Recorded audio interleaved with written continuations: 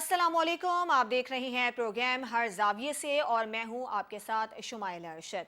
नाज़रीन, आज के प्रोग्राम में हम अपने मेहमानों के सामने रखेंगे 3 सवालात जिस पर उनकी माहिराना राय और तज्जिया हम हासिल करेंगे। तो सबसे पहला सवाल जो अपने मेहमानों के सामने हम रखेंगे वो मैं आपको बता देती हूँ। पहला सवाल ये कि पंजाब और केपी में इलेक्शन का मामला, आज भी हमने देखा कि अहम समात हुई और अहम समात होने के बाद क्या सियासी महाज आराई ख़त्म हो पाएगी या नहीं, ये हमारा आज का पहला सवाल होगा।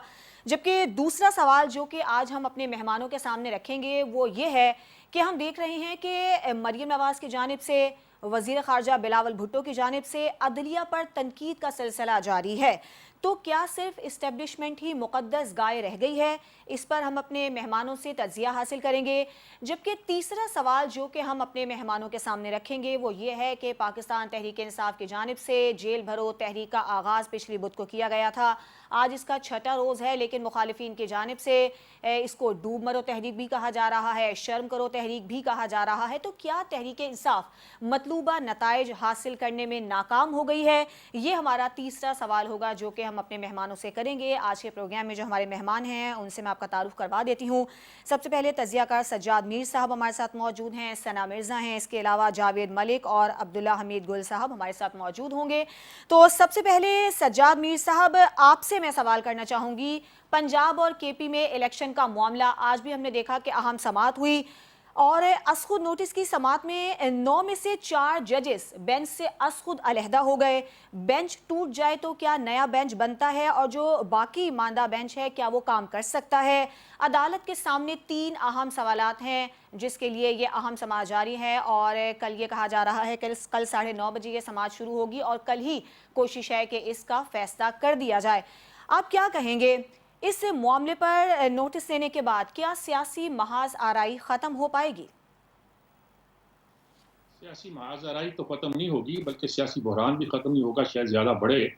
बल्कि उसके साथ एक नया बहरान पैदा हो गया है, वो अदालती बहरान है और अदालती महाजराई भी है उसमें शामिल। मेरी कोई रिजर्वेशन सज्जाद अली शाह साहब के बारे में भी है, पर्सनली भी जानता हूँ, उनके मुकदमात को देखा भी है, उनके कंडक्ट को भी देखा है। मैं उनको कोई इतना पारसा नहीं समझता। उन्होंने खुद अदालत को डिवाइड करने की बुनियाद रखी थी। जब वो वापस आए थे, उम्रे पर गए थे और फौरन वापस आए, क्योंकि एक्टिंग चीफ जस्टिस ने कोई बयान दे दिया था, कुछ कह दिया था। उन्होंने आते ही कहा कि एक्टिंग खत्म हो गई, अब मैं आ गया हूँ।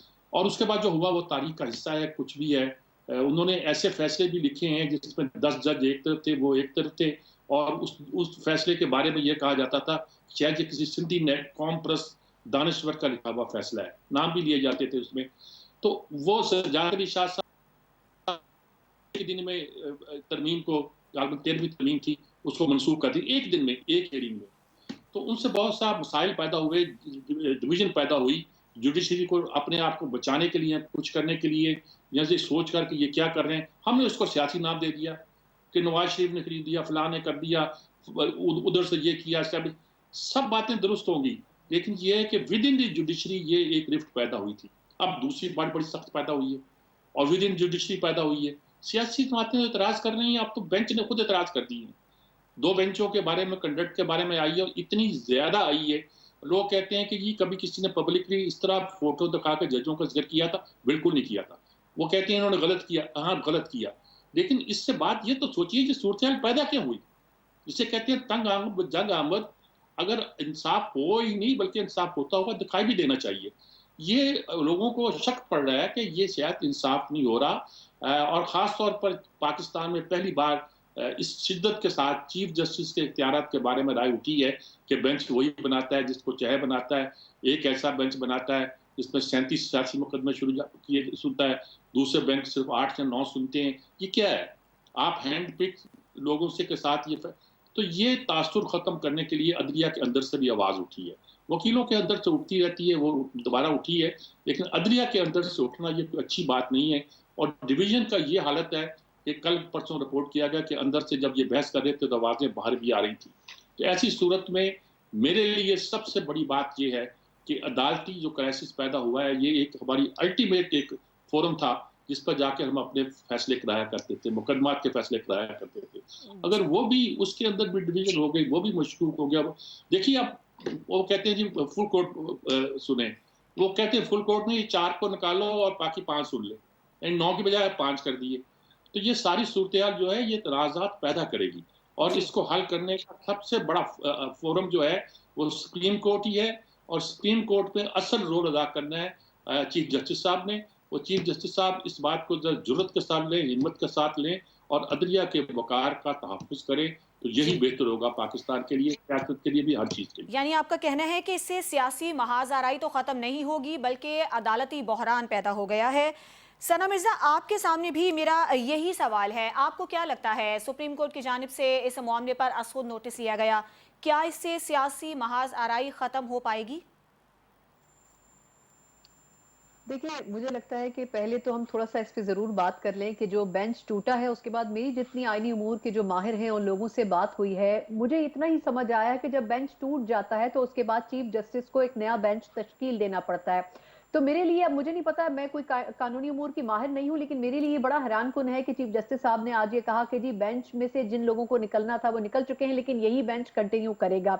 इसमें जो चीफ जस्टिस साहब के बाद 2 सीनियर तरीन जजेस हैं, फ़ाइज़ ईसा साहब और तारिक मसूद साहब, उनको शामिल अभी भी नहीं किया गया, और सुनने में ये आ रहा है कि उनसे एडवाइस भी नहीं ली गई कि आया वो इस बेंच का हिस्सा बनना चाहते हैं या फिर नहीं, क्योंकि सिंध हाई कोर्ट की जो सुप्रीम कोर्ट की जो कराची रजिस्ट्री थी, उसमें उनके कुछ केसेस थे, जिसको बाद में उन्होंने खुद अपनी ज़ाती मसरूफियत की बिना पर मनसूख किया था। वो शायद ये एक्सपेक्ट कर रहे थे कि शायद उनको इस बेंच का हिस्सा बनाया जाएगा, लेकिन लास्ट मोमेंट पर उनको ये पता चला कि वो इस बेंच का हिस्सा नहीं है, और ना ही उनसे इस पे बात की गई। तो मुझे नहीं पता कि इस बेंच के ऊपर इटसेल्फ कितने एतराज़ात आएंगे। अब आते हैं आपके सवाल के दूसरे हिस्से की तरफ कि क्या बहरान खत्म हो जाएगा। मुझे लगता है कि सुप्रीम कोर्ट के पास 2 वाज़ेह रास्ते मौजूद हैं, और उसमें से कोई एक ही चुना जाना है। या तो ये कि सुप्रीम कोर्ट, जो कि कानूनी तौर पर पाकिस्तान के आइन के तौर पर सिर्फ एडवाइस कर सकती है, सदर मुमलिकत हो या गवर्नर्स हो। पहले तो सदर मुमलिकत साहब को एडवाइस नहीं कर सकती, वो एक और टेक्निकलिटी है कि वो सिर्फ जनरल इलेक्शन के लिए कॉल आउट कर सकते हैं, वो जिमनी इलेक्शन या असेंबलियों को डिसॉल्व करने के लिए कॉल आउट नहीं कर सकते, जो मैं आज जितना मैंने डिग आउट किया है इस इशू के ऊपर, मैं समझ सकी हूँ। दूसरी बात यह है कि वो गवर्नर्स को एडवाइस कर सकते हैं कि जी 90 रोज का टाइम था, आप 90 रोज के अंदर इलेक्शन करवा दें। दूसरा ऑप्शन ये है, जिसके ऊपर डिबेट भी की जा रही है, जो अतर मिनुल्लाह साहब ने सवालात उठाए थे, कि आया क्या असेंबलियों को डिसॉल्व भी किया जा सकता था। मैं क्विकली सिर्फ 2 पॉइंट जहन में आप लोगों की भी रखना चाहूंगी, और जी। उस पर डिस्कस भी चाहूंगी कि हमारे बाकी पैनलिस्ट करें, कि 1989 का बलूचिस्तान हाई कोर्ट का एक फैसला था, जिसमें वजीर आला जफरुल्लाह जमाली साहब की एडवाइस के ऊपर बलूचिस्तान असेंबली को डिसॉल्व कर दिया गया था, और बलूचिस्तान हाई कोर्ट ने इस फैसले को रिवर्स कर दिया था 1.5 माह के बाद, और उन्होंने कहा था कि अगर किसी फैसले से शहरियों को नुकसान पहुंचे, उनके हुकूक को नुकसान पहुंचे, और दूसरा ये कि उस वक्त की जो इकोनॉमिकल सिचुएशन है उसको अफोर्ड ना कर सकती हो गवर्नमेंट, तो ऐसे डिसीजंस में नहीं जाने चाहिए, और कोई वाजे क्लियर स्टांस होना चाहिए हुकूमत का या उस शख्सियत का कि आया असेंबलियों को क्यों डिसॉल्व किया जा रहा है। इसलिए सिलेक्शन, इस हवाले से जो फैसला हुआ था असेंबलियों को डिसॉल्व करने का, उस डिसीजन को रिवर्स कर दिया गया था।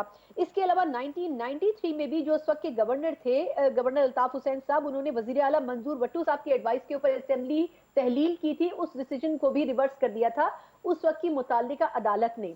तो मेरा अपना ख्याल ये है कि या तो सुप्रीम कोर्ट ये फैसला देगी कि जी ये असेंबलियां डिसॉल्व करने का जो डिसीजन था, इस वक्त की जो प्रैक्टिकल सिचुएशन है वो ये कि हमारे पास इलेक्शन कंडक्ट करने के लिए ना रिसोर्सेज है ना पैसा है, तो हम इसको वापस उसी पोजीशन पे लेके जा सकते हैं। या फिर वो ये कर सकते हैं कि वो ये कहें कि आपके पास 90 रोज ही हैं, आप इलेक्शन की कोई डेट दें, इसके लिए गवर्नर और इलेक्शन कमीशन सर जोड़ कर बैठे, और उसके बाद आप 90 रोज के अंदर इलेक्शन करवाएं। तो अब देखना यह है कि इसमें से ए या बी कौन से ऑप्शन को सुप्रीम कोर्ट चूज करती है। ठीक है, अदालत के सामने 3 सवालात हैं। असेंबली तहलील होने पर इलेक्शन की तारीख देना किसकी जिम्मेदारी है, जबकि दूसरा कि इंतखाबात की तारीख देने का आईनी इख्तियार कब और कैसे इस्तेमाल करना है, जबकि तीसरा जो सवाल बेंच के सामने है वो ये है कि आम इंतखाबात के हवाले से वफाक और सूबों की आखिर जिम्मेदारी क्या है। यही वो मामला है जिस पर आज अहम समात हुई। जावेद मलिक साहब, आप बताइएगा, आपको क्या लगता है, सियासी महाज आराई का खात्मा हो पाएगा? देखिए, इसमें बहुत वाज़े है कि जो किसी भी बेंच, यानी मैं सना की बात सुन रहा था, जब चीफ जस्टिस के पास ये साबदीदी इख्तियारात होते हैं as the head of the Supreme Court कि वो एक बेंच को तश्कील दे दें। ये जो बेंच तश्कील दिया गया था, इसके ऊपर रिजर्वेशंस की 2 वजूहात थी। एक तो ये था कि कुछ ऐसे फाजिल जज साहिबान के बारे में एतराज़ात उठाए गए थे, और उसके बाद ये कि कुछ लोगों को शामिल नहीं किया गया। अब मेरी मेरी जहाँ तक मेरी अंडरस्टैंडिंग है, या मैंने कुछ आईनी और कानूनी माहिरीन से जिनसे मेरी बात हुई है, जो इंडिपेंडेंट हैं, किसी पार्टी से उनका ताल्लुक नहीं है, तो ये कहते हैं कि इस पे तो कोई दो राय नहीं है कि चीफ जस्टिस जिसको चाहें वो आइन यानी कॉन्स्टिट्यूशन के मुताबिक या जो सुप्रीम कोर्ट के रूल्स और बिजनेस हैं उसके मुताबिक वो एक आईनी यानी बेंच तश्कील दे सकते हैं। अब दो जज साहिबान के बारे में जो उठाए गए सवाल, तो जहां तक मेरी अंडरस्टैंडिंग है 3 जज साहिबान ने अपने आप को एक्सक्यूज किया है। अदर मिल्ला साहब भी हैं और 2 और जज हजरात हैं जो नकवी साहब और गालिबन एजाजुल हसन साहब। तो अब मेरे ख्याल में वो एतराज़ात तो ख़त्म हो गए हैं जो कि कुछ सियासी जमातों की तरफ से किए जा रहे थे, और ये बेंच जो है अगर कंटिन्यू करता है हियरिंग, तो मैं नहीं समझता कि बाकी 2 जजों को शामिल करना कोई रिक्वायरमेंट है। कर लिया जाए तो अच्छी बात है, लेकिन चीफ जस्टिस के पास ये पावर्स हैं कि वो इसको कंटिन्यू कर सकते हैं। जी। दूसरा जो पॉइंट यहाँ लिया गया कि पहले कुछ आईनी यानी असेंबलीज डिसॉल्व की गई थी और वो वापस बहाल कर दी गई थी।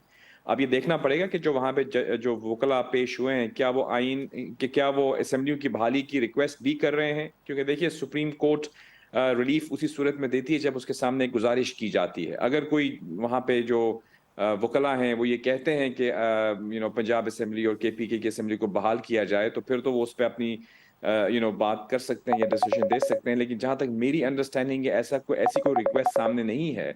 जो रिक्वेस्ट या क्वेश्चन सामने आया है सो मोटो में, वो यही है कि क्या 9 यानी जो 90 दिनों में इंतखाबात का एक अमल है उसको होना चाहिए क्या नहीं। आइन इस हवाले से बिल्कुल वाजे है, और इस हवाले से ऑब्वियसली हम कुछ कह नहीं सकेंगे क्योंकि ये मामला इस वक्त सुप्रीम कोर्ट के सामने है और कल ही हियरिंग उसकी दोबारा से रिस्टोर हो जाएगी। तो आपका सवाल ये था कि क्या इससे महज आराई खत्म होगी। मैं समझता हूँ कि उसमें खात्मा हो या ना हो, कमी जरूर आएगी, क्योंकि जो एतराजात उठाए गए थे वो जज साहिबान ने तो अपने आप को अलहदा कर लिया है। तो अब अगर ये आईनी इंटरप्रिटेशन का सवाल है तो आइन को इंटरप्रेट करना तो सुप्रीम कोर्ट का काम ही है। तो मुझे लगता यूं है कि अगर एक सुप्रीम कोर्ट अब फैसला देती है, और मैं थोड़ा सा डिसएग्री करूंगा कि सुप्रीम कोर्ट सिर्फ एडवाइस कर सकती है, वो डायरेक्शंस भी दे सकती है। सुप्रीम कोर्ट आइन के तौर पर हमारी जो कॉन्स्टिट्यूशनल मैटर्स हैं उनमें अट्रैक्ट यानी वो जुरिस्डिक्शन को अट्रैक्ट करते हुए डायरेक्शन जरूर दे सकती है। और अगर वो ये डायरेक्शन देते हैं कि आइन की पासदारी करते हुए इंतखाबात होने चाहिए, तो उसका जो लवाजमात हैं वो फिर एग्जीक्यूटिव के पास है, जिसके अंदर इलेक्शन कमीशन आ जाती है, बाकी तमाम लोग, वो उसको इम्प्लीमेंट करने के एक उनका किरदार होगा। लेकिन मुझे लगता है कि किसी हद तक कमी जरूर आएगी, जो कि एक तंदो तेज जुमले आ रहे थे कुछ सियासी जमातों की तरफ से। हम समझते हैं कि इस वक्त मुल्क के अंदर जिस तरह का बहरान है, कहीं से भी अगर कोई ऐसी खबर आती है कि बहरान में जी। कमी हो रही है, जी। चाहे वो आईनी बहरान है, मुआशी बहरान है, सियासी बहरान है, तो उसको वेलकम करना चाहिए। लेट्स होप कि हम आगे बढ़ें यानी कि और इस आपका मसले का कहना हल है कि निकालें। कुछ कमी जरूर होगी। ठीक है, हमारे साथ जी जरूर, मौजूद है। मैं समझता हूं कि कमी होगी, खात्मा कमी शायद होगी, ना हो लेकिन कमी होगी खात्मा इंशाल्लाह। चाहे ना हो लेकिन कमी जरूर होगी। अब्दुल्ला हमीद गुल साहब, आपसे भी मेरा यही सवाल है। पंजाब और केपी इलेक्शन का मामला है, सुप्रीम कोर्ट ने खुद नोटिस ले रखा है और मुमकिन तौर पर कल ही इसका फैसला हो जाएगा, जैसा कि आज जज साहिबान की जानिब से समाअत के दौरान कहा गया था। आपको क्या लगता है, इस सारे मामले के बाद क्या सियासी महाज़ाराई का खात्मा हो पाएगा? बिस्मिल्लाहिर्रहमानिर्रहीम। देखें, यकीनन ऐसे ही नजर आ रहा है कि कल तो हतमी नतीजे के ऊपर पहुंच जाएगी, लेकिन मेरे ख्याल में सुप्रीम कोर्ट यकीनन उसको अपने आइन के हिसाब से और अपने कानून के हिसाब से देखना है।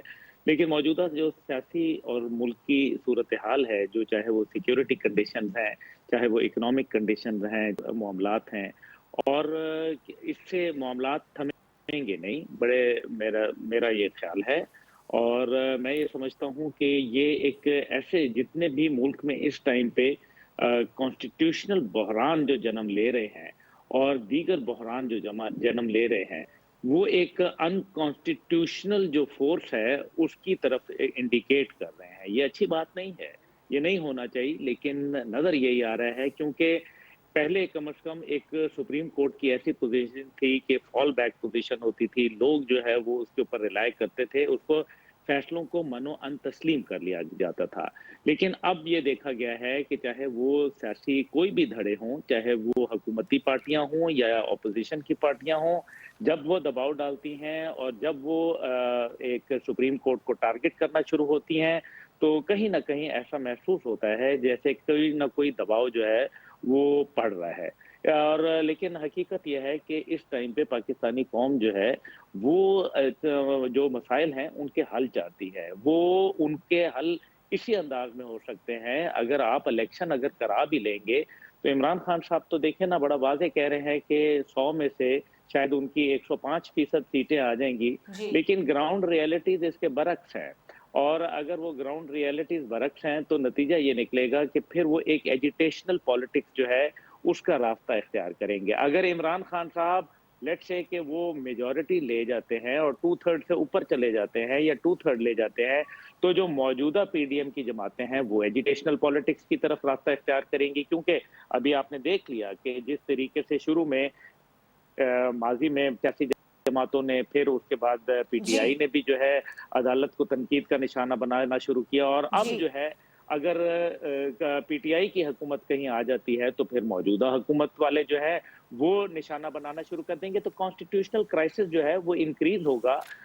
इसमें ठंडक कहीं भी नहीं आएगी, जी। बल्कि मुझे महाजराई की शदीद जो है वो खतरा महसूस हो यानी रहा है। आपका भी यही कहना है कि सियासी महाज़ाराई जो है वो ख़त्म नहीं होगी, लेकिन जो अदालती बहरान है वो जन्म लेता हुआ नज़र आ रहा है। पंजाब और केपी में इलेक्शन का मामला, सुप्रीम कोर्ट ने इस पर खुद नोटिस ले रखा है। आज भी हमने देखा कि अहम समाअत हुई और कल भी 9:30 बजे का वक्त दिया गया है जब समाअत दोबारा शुरू होगी, और जज साहिबान का ये कहना था कि कोशिश है कि कल ही इस मामले पर फैसला सुना दिया जाए।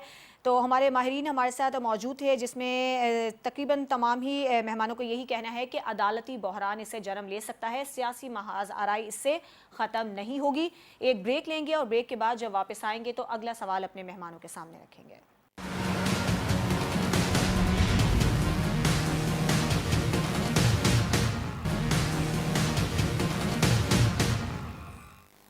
प्रोग्राम में एक बार फिर से आपको खुशामदीद कहते हैं। हमारे मेहमान हमारे साथ मौजूद हैं और दूसरा सवाल जो कि हम अपने मेहमानों के सामने रखने जा रहे हैं वो ये है कि आजकल हम ये देख रहे हैं कि जो सियासी कायदीन हैं उनकी जानिब से अदलिया को तनकीद का निशाना बनाया जा रहा है। बाकायदा जलसों में उन पर तनकीद की जा रही है, खुलेआम तनकीद की जा रही है, बाकायदा जजेस के नाम लिए जा रहे हैं और उन पर तनकीदी निश्तर बरसाए जा रहे हैं। हमने आज भी देखा कि मरीम नवाज़ ने साहिवाल में वर्कर्स कन्वेंशन से खिताब किया तो उनकी जानिब से जज साहिबान को और अदलिया को खुलेआम तनकीद का निशाना बनाया जाता रहा, बाकायदा नाम लेकर तनकीद की जाती रही। इसके अलावा बिलावल भुट्टो जरदारी की जानिब से भी हमने कुछ ऐसी ही सूरत हाल देखी, उन्होंने भी अदलिया को तनकीद का निशाना बनाया। तो क्या इससे जो सूरत हाल पैदा हो रही है उसमें क्या सिर्फ एक इस्टेब्लिशमेंट ही है जो मुक़द्दस गाय रह गई है? ये सवाल हम अपने मेहमानों के सामने रखने जा रहे हैं। सना मिर्ज़ा, आप बताइएगा, जैसे कि हम सूरत हाल देख रहे हैं कि जो सियासी कायदीन हैं मरीम नवाज़ की जानिब से, बिलावल भुट्टो की जानिब से अदलिया को तनकीद का निशाना बनाया जा रहा है, तो क्या इस सारी सूरत हाल में सिर्फ इस्टेब्लिशमेंट ही है जो मुक़द्दस गाय है?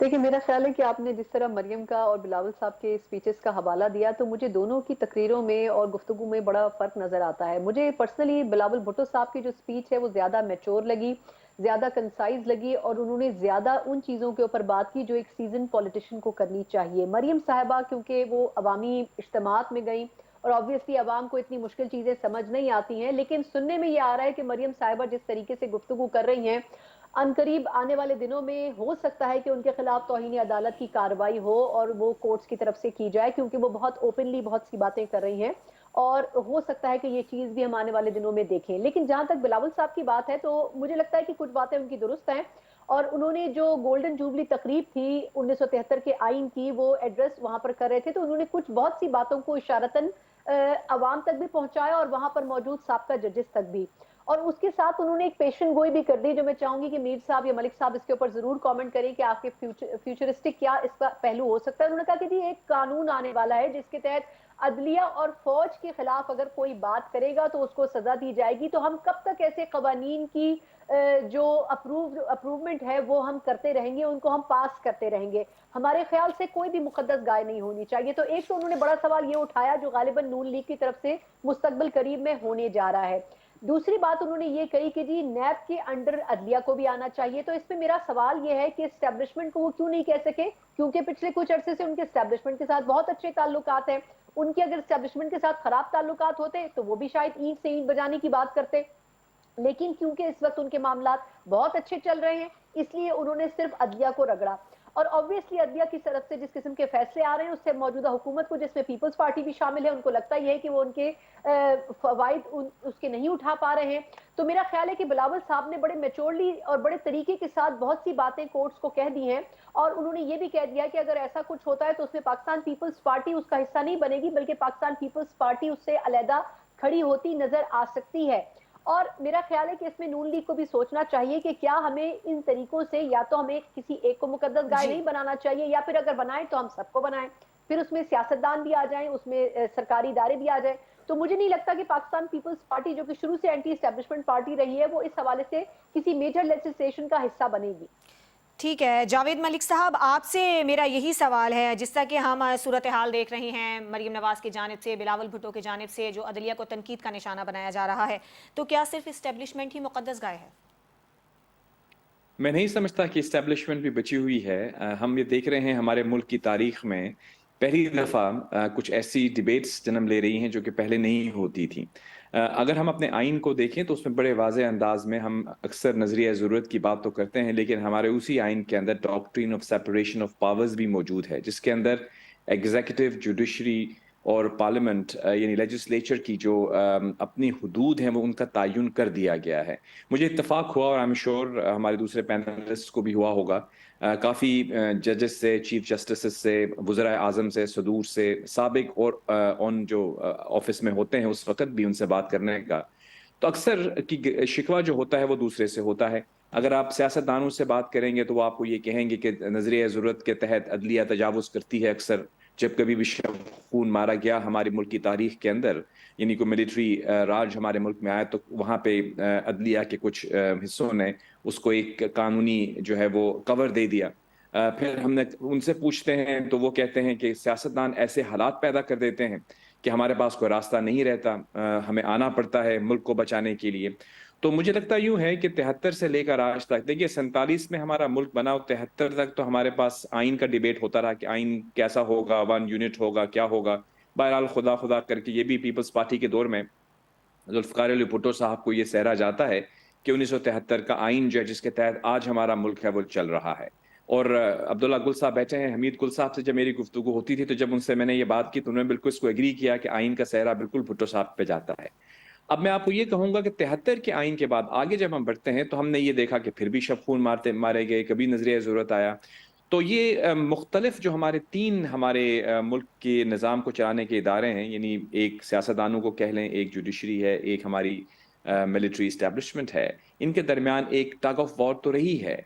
और अब हमने देखा कि खान साहब को जब ये हुकूमत से गए, यानी नो कॉन्फिडेंस के बाद, तो इन्होंने जिस तरह का लबो लहजा इख्तियार किया इस्टेब्लिशमेंट के खिलाफ और साबिक आर्मी चीफ के खिलाफ, मुझे नहीं लगता कि हमारी तारीख में किसी ने भी इस तरह का लबो लहजा इख्तियार किया है। तो आपने कहा था कि क्या वो मुकद्दस गाय रह गई है, मुझे तो नहीं लगता। वो भी तो तनकीद का निशाना बन रहे हैं।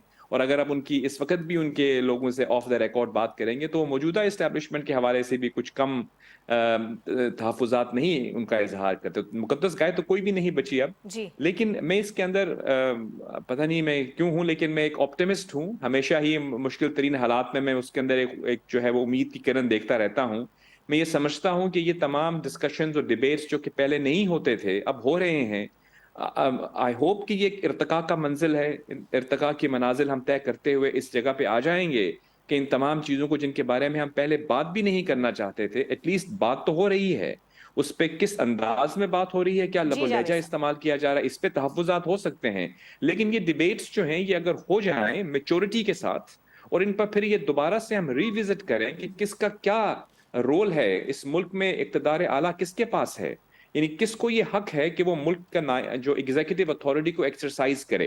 ये जी चीज हमको वन वे और दी अदर हमने इस्टेब्लिश करनी है। और मैं समझता हूं कि अगर आप देखेंगी तीनों जमातें, नून लीग हो, पीपल्स पार्टी हो या पीटीआई, इस चीज पर वो एग्री करते हुए नजर आएंगे कि वो ये समझते हैं कि सिविलियन सुप्रीमेसी होनी चाहिए।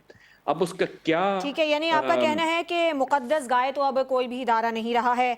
अब्दुल्ला हमीद साहब, अब मैं आपसे भी समझता हूं मेरा कि इस गुफ्तगू को पॉजिटिवली आगे बढ़ा के हमें किसी लॉजिकल कंक्लूजन तक लेके जी जाना है। ये गालिबन इर्तकाई मनाजिर है जो हम तय करेंगे, और आई होप कि इसके अंदर एक मुस्बत पहलू सामने आएगा जो हमारे मुल्क की वसीतर मफाद में वसीतर होगा। मफाद में हो। मेरी उम्मीद ये है। बिल्कुल, उम्मीद पर दुनिया कायम है। अब्दुल्ला हमीद साहब, आपसे भी मेरा यही सवाल है, बताइएगा आपकी क्या राय है? देखिए जी, बात यह है कि पेट्रियट एक्ट आया था अमेरिका के अंदर और उन्होंने लॉ बनाया था और जाहिर है उनको कुछ फोर्सेस को स्पेशल पावर्स भी दी गई। उसके अलावा जो पावर ऑफ अरेस्ट थी वो भी दी गई और हद ये है कि वहाँ तो अमेरिका के अंदर इंटेलिजेंस एजेंसी को क्लिंट वो जो क्या नाम था प्रेसिडेंट जिनको मार दिया गया, मेरे ज़हन से नाम निकल रहा है, उनको जो है वो निशाना आप जो है वो मावरा अदालत कत्ल भी करता है इंटरेस्ट ऑफ आपके नेशनलिज्म के बुनियाद के ऊपर। तो ये वो सारी बातें हैं जिनको हमें ज़रूर गौर करना चाहिए, लेकिन मेरा ख्याल है कि हर आदमी को कानून के दायरे के अंदर रह के जो है वो काम करना चाहिए। लेकिन साथ ही साथ ये भी नहीं होना चाहिए कि इदारे हैं वो अगर अपनी बात नहीं कर सकते या हुकूमत में रह के बहुत सारे राजों के अमीन होते हैं, तो इसका ये मतलब नहीं है कि बिल्कुल ही शुतर बेमहार हो जाए और सोशल मीडिया पे जिस किस्म का गंद उछाला गया और जिस तरह से यूट्यूब के ऊपर और दीगर इस किस्म के जो फोरम्स हैं उनके अंदर किसी को भी नहीं छोड़ा गया। अभी अगर हम जावेद मलिक साहब की ही बात को करें तो ये बताइए कि क्या साबिक आर्मी चीफ जो असलम बेग साहब थे उनको क्या अदालत नहीं जाना पड़ा? क्या एडमिरल मंसूर को जो है हथकड़ियां लगा के जो है वो पाकिस्तान नहीं लाया गया? क्या इसी तरीके से जनरल के दौर में 4 जनरल ऑफिसर्स को बाकायदा सजा नहीं दी गई, उनके नाम के साथ जनरल का रैंक तक जो है उतार लिया गया।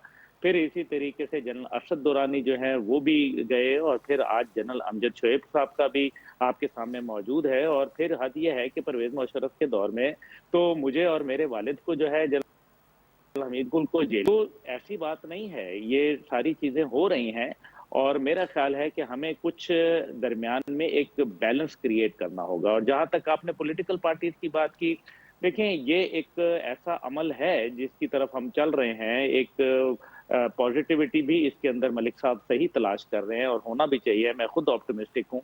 लेकिन साथ ही साथ मैं ये देख रहा हूँ कि हर पॉलिटिकल लीडर जो है वो एक फ्यूडल लॉर्ड क्यों बनना चाहता है। ये भी एक हकीकत है कि वो एब्सोल्यूट पावर चाहता है, हर तरीके से जो जी। है वो रौंद देना चाहता है अपने मुखालफिन को, अपने जितने भी उनके नजरियाती इख्तलाफात होते हैं। क्या हमने माजी की हुकूमतों में, मौजूदा हुकूमतों में सहाफ़ियों को जो है वो ज़लील ख्वार होते हुए नहीं देखा? क्या हमने उनको बिहाइंड बार नहीं देखा?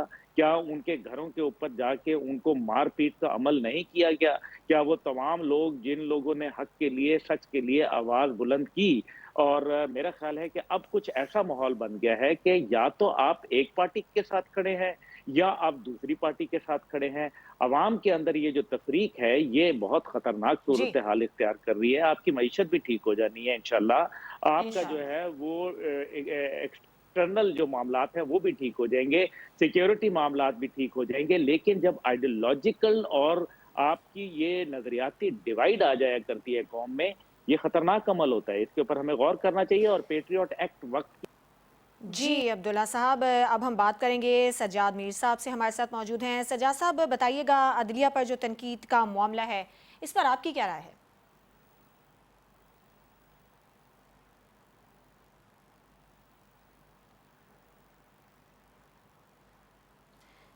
देखें, असूली तौर पर तो ये बात दुरुस्त है, हमारे साथी ठीक कह रहे हैं कि इन अदारों को एक तरह का जो तकद्दुस मिला हुआ है वो असूली तौर पर मिलना चाहिए, जवाब नहीं दे सकते और बहुत सी दलाइल दिए जा सकते हैं उसके हक में। लेकिन हालात ये है कि अगर ये अदारे अपनी हदूद से क्रॉस करें, हम फौज के दफाई रोल पे तो कोई तनकीद नहीं करते।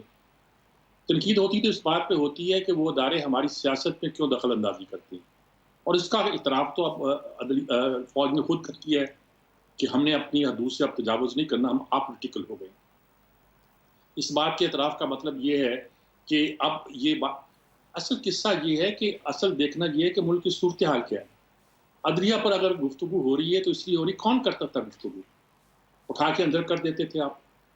लेकिन लोगों ने अब बताया ये किया कि अदलिया का एहतराम जो है, अदलिया की तौहीन इस तरह नहीं होती कि आप उसके खिलाफ कुछ कहें या उससे कहने से रोका जाए तो उसका एहतराम बढ़ जाएगा, बल्कि उसका तरीका ये होता है कि अदलिया अपने फैसलों से बोले।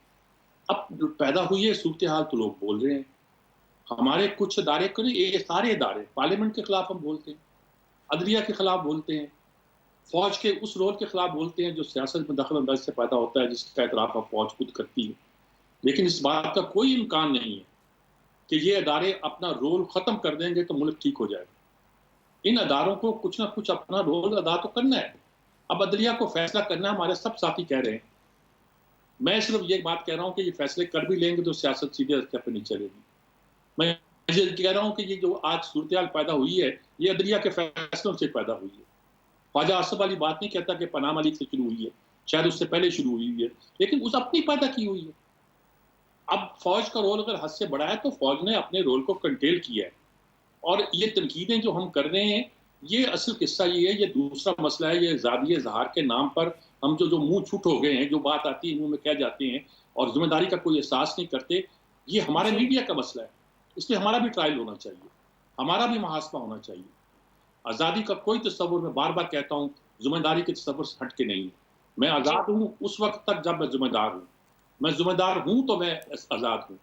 और कोई तस्वुर ऐसा नहीं होना चाहिए जो बेमहार आज़ादी की दावत देता हो। लेकिन तमाम अदारों को हमने तबाह कर दिया, मुल्क को ऐसी तैसी कर दी, यानी कि ऑप्टिमिस्टिक हो जाते हैं, जो भी कहें कर लेते हैं। लेकिन ये है कि ये सबको सोचना पड़ेगा, स्टेक होल्डर को। हम बहुत से लोग सब से एक तरह के इंसाइडर हैं बहुत सी बातों पे। जी सोच सोच के आदमी कांप उठता है कि हमारे लोग क्या कर रहे हैं। सिर्फ अदारे नहीं, और भी पॉलिटिकल लोग भी जो हैं, जिस तरह का बिहेवियर, मीडिया के लोग जो बिहेवियर, सारे। यानी कि सबकी मुश्तरका जिम्मेदारी बनती है। हमारे मेहमान हमारे साथ मौजूद हैं। एक ब्रेक लेंगे और ब्रेक के बाद जब हम वापस आएंगे तो बात करेंगे तहरीक इंसाफ की जेल भरो तहरीक की, जिस पर तनकीद का सिलसिला भी जारी है। और रहनुमा गिरफ्तार हुए तो उनके जो घर वाले थे वो उनकी ज़मानतें लेने पहुंच गए। आए ये तहरीक कामयाब हुई है या नहीं हुई है, और जो तहरीक इंसाफ है उसका इस पर मौक़िफ़ क्या था, क्या तहरीक इंसाफ का होमवर्क इस पर मुकम्मल था, ये वो सवाल है जो कि हम अपने मेहमानों के सामने रखेंगे। आप हमारे साथ रहिए।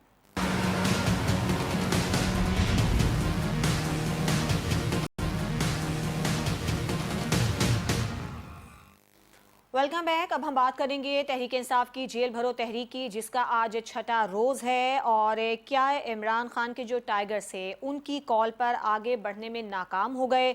क्या तहरीक इंसाफ की इस तहरीक के हवाले से तैयारी मुकम्मल नहीं थी? रहनुमाओं ने गिरफ्तारी दी तो जो उनके घर वाले थे वो ज़मानत लेने पहुंच गए, और हुकूमत ने इनके खिलाफ किस तरह की हिकमत अमली तैयार कर रखी थी? यही वो मामला है जिस पर हमारा अगला सवाल है। जेल भरो तहरीक, PTI क्या मतलूबा नताइज हासिल करने में नाकाम हो गई है? सबसे पहले अब्दुल्ला हमीद गुल साहब, आप इस पर क्या कहेंगे? जी, मेरा ख्याल है एक मजाक बन के रह गया है, तमस्खुर बन के रह गया है। और खासतौर पे मैं आज पेशावर था, और पेशावर यूनिवर्सिटी के अंदर भी कोई आदमी मैंने नहीं देखा कि जिनके हवाले से, कोई जेल भरो तहरीक के हवाले से उनके कोई पॉजिटिव व्यूज थे लड़के लड़कियों के। इसी तरीके से रावलपिंडी में भी थोड़ी देर के बाद उन्होंने खुद ही रिक्वेस्ट कर दी कि जी हमें उतार दिया जाए। तो जब तक लीडर खुद नहीं लीड करेंगे, देखिए ना, लीडर का क्या मतलब होता है, जो लीड करता है। अगर आप जो है वो खुद घर में बैठेंगे और लोगों को कहेंगे कि आप 2 पत्थर पेट पे पहने, तो ऐसा तो नहीं होगा। हमारे तो दीन के अंदर बड़ी वाज़ेह जंग खंदक की मिसाल मौजूद है, जिसके अंदर एक पत्थर जो है अगर सहाबा ने पहना था तो 2 पत्थर नबी पाक सल्लल्लाहु अलैहि वसल्लम ने। तो अगर आप लीडर जो है वो जेल भरो तहरीक या कभी कोई, मेरा ख्याल है कि इमरान खान साहब को सीरियसली गौर करना चाहिए कि उनके पॉलिटिकल एडवाइजर्स उनको किस तरफ लेके जा रहे हैं। और अगर उनके पॉलिटिकल एडवाइजर्स उनको सही गाइड नहीं कर रहे, पहली बात यह है कि लीडर जो होता है, फिर वही वाली बात है कि उसको पता होना चाहिए। पॉलिटिकल एडवाइजर जो, लीडर तो आप हैं, आपने फैसला करना है, आप जो है वो इसकी क़यादत करें। लेकिन अनफॉर्चुनेटली इसके जो मकासद थे वो तो ये थे कि ख़वातीन बाहर आएंगी, ख़वातीन जो है उनसे हलफनामे लिए गए, उनको कहा गया कि जेल में डालेंगे, लेकिन ताकि जो है पाकिस्तान के ऊपर एक पॉलिटिकल प्रेशर दुनिया की तरफ से कायम हो, ह्यूमन राइट्स की वायलेशन उसको तस्वर किया जाए, उसको जो है आज़ादी राय के ऊपर जो है वो एक डाका जो है वो डालना तस्वर किया। बातें तो हो गई नाकाम। इसलिए जो चाहे वो महमूद खान साहब के घर के सामने था या वो दीगर जो हमने ऐसे वाक़यात देखे। खुद शाह महमूद कुरैशी साहब जो है वो सीपीओ ऑफिस की बात कर रहे थे। मेरा ख़्याल है इसको हमें थोड़ा-सा एहसास करना चाहिए, लेकिन साथ ही साथ जो है मैं हुकूमत को ये ज़रूर कहूँगा कि ये अगर लेट्स से कि ये कोई नाकाम भी है, तो जेल भरो तहरीक के जो मकासद हैं, उनको गौर करना चाहिए और हुकूमत को अफ़हाम व तफ़हीम की फ़ज़ा कायम करना ये उनकी ज़िम्मेदारी बनती है और फिर ये जो मामलात हैं, ये बड़े ख़तरनाक जा रहे हैं।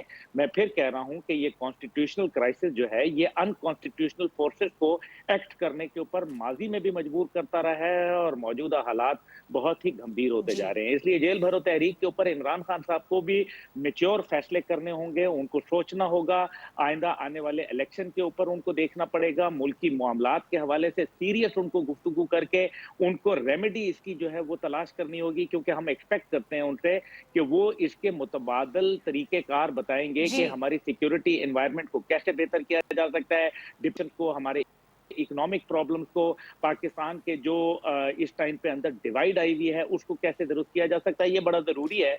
इसके बगैर आप अपने टारगेटेड अचीवमेंट जो हैं वो नहीं कर पाएँगे। तहरीक के मकासद पर गौर करने की ज़रूरत है। सज्जाद में जावेद मलिक साहब, आपसे मेरा यही सवाल है, क्या तहरीक इंसाफ मतलूबा नताइज हासिल करने में कामयाब हुई या नाकाम? मेरे नज़रिए में तो देखिए, अगर आप तहरीक इंसाफ की जो स्ट्रैटेजी को देखें, हमने पहले भी इस पर बात की थी। जब नो कॉन्फिडेंस मोशन के बाद इनकी यानी हुकूमत बर्खास्त हुई, तो उसके बाद इनकी जितनी भी तहरीक चली हैं, तहारीक हम कह लें, पहले तो इन्होंने ये प्रेशर डालने की कोशिश की कि किस तरह से ये इलेक्शन की तरफ बढ़ जाएं। उन्होंने प्रोटेस्ट भी किया, लॉन्ग मार्च की भी धमकियां दी, फिर लॉन्ग मार्च निकालने की कोशिश भी की। वो कहते हैं कि उनको बहुत ज़्यादा रेजिस्टेंस का सामना करना पड़ा। सबसे पहली उनकी तहरीक तो ये थी कि उन्होंने जो है वो असेंबली से इस्तीफे दे दिए थे। फिर उन्होंने देखा कि तमाम जब उनके स्ट्रैटेजीज नाकाम होती हुई नज़र आई, तो एंड में आके फिर उन्होंने केपीके और पंजाब की जो असेंबलियां हैं उनको डिसॉल्व किया। उसके नतीजे में भी अभी तक वो अपने मकासद हासिल नहीं कर पाए। अब वो उम्मीद लगाए बैठे हैं कि सुप्रीम कोर्ट क्या फैसला करती है, और अगर वो ये फैसला आता है कि भाई 90 दिनों में इंतखाबात होंगे, तो मुझे लगता है कि वही एक कॉन्स्टिट्यूशनल विक्ट्री आप कह सकते हैं, अगर इस अंदाज में देखा जाए उसको। रहा सवाल जेल भरो तहरीक का, तो आप किसी भी मुल्क के अंदर, न सिर्फ पाकिस्तान के अंदर भी हुई हैं एक दो, सज्जाद मीर साहब ज़्यादा बेहतर बता पाएंगे कि कितनी हमारे यहाँ जेल भरो तहरीकें हुई हैं और उनकी क्या मकासद हासिल किए गए हैं। लेकिन मैंने दुनिया भर में भी देखा है, हमारे पड़ोसी मुल्क में भी जेल भरो तहरीकें हुई हैं, लेकिन कहीं पे भी कोई अपने मकासद को हासिल नहीं कर पाया, ना किसी धरने के नतीजे में, ना किसी जेल भरने के नतीजे में। हम देख रहे थे, वो वीडियोस आ रही थी जब पुलिस वाले बुला रहे थे कि आइए, पुलिस वैन खुली है, आप इसमें बैठ जाएं।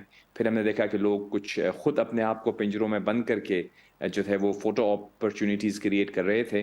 मैंने तो ये भी देखा कि कुछ खवातीन फुल मेकअप के साथ अपने हाथों को खुद ही बांध के वीडियोस बना रही थी कि जैसे वो एक तरह से उसको एक वो मशगलतन कोई गिरफ्तारी देता है।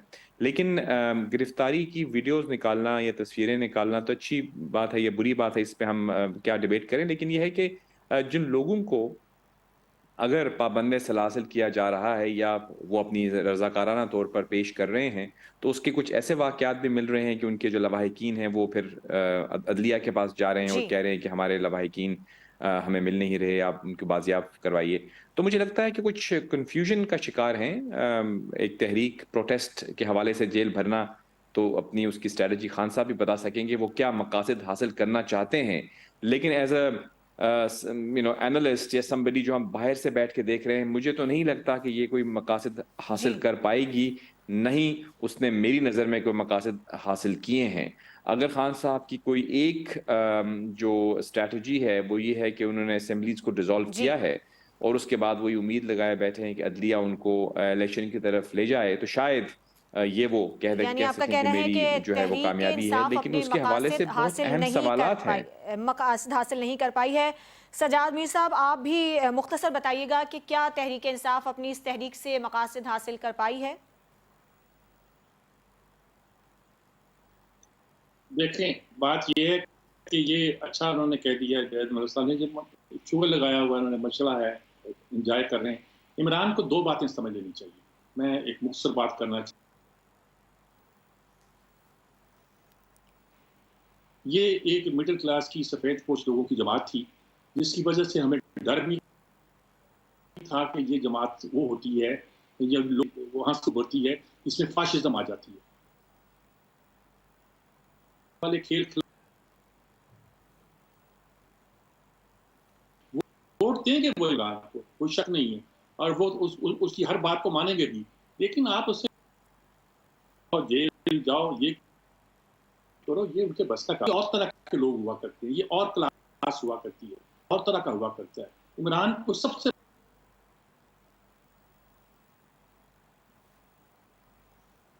बड़ी गलती ये लगी, उसका ख्याल था कि उसके फॉलोअर जो है ना, पता नहीं जो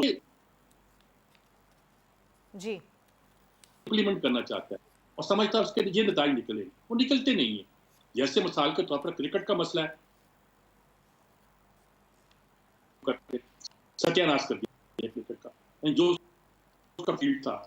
चाहता हूँ वो ये है कि इमरान शिन इंजरी के बाद अच्छा बॉलर नहीं रहा, जी शामिल नहीं था, उसने अपनी बैटिंग टेक्निक को थोड़ी सी इम्प्रूव किया था।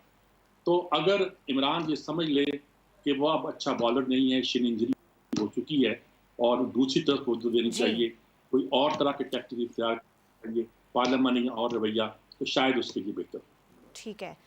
सना, आपसे मेरा यही सवाल है, क्या कहेंगी आप, आपकी क्या राय है इस पर, कामयाब हुई या नाकाम?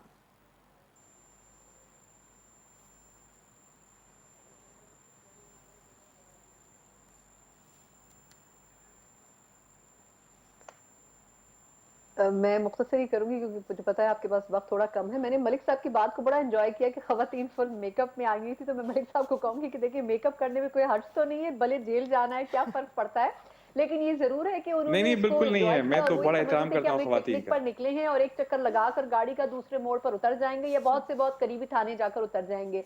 तो मुझे लगता है कि हुकूमत ने उनके साथ बड़ी गेम कर दी है और उनको ये बताया कि जी आप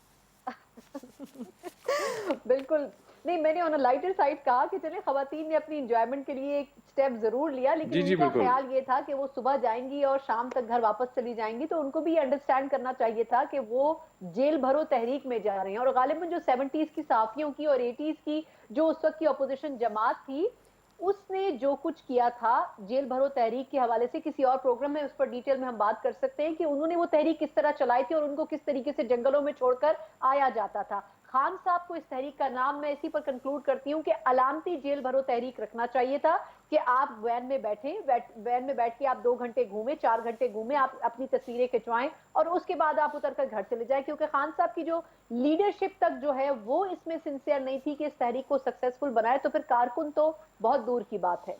और सना, जो रहनुमा जिनको गिरफ्तार किया गया तो उनके घर वाले उनकी ज़मानतें कराने भी पहुंच गए थे, ये भी सूरत हाल हमने देखी है तहरीक इंसाफ की जेल भरो तहरीक की। सज्जाद मीर साहब, सना मिर्ज़ा, जावेद मलिक और अब्दुल्ला हमीद गुल साहब हमारे साथ मौजूद थे। आप सबका बहुत शुक्रिया। कल फिर हाजिर होंगे। अल्लाह हाफिज़।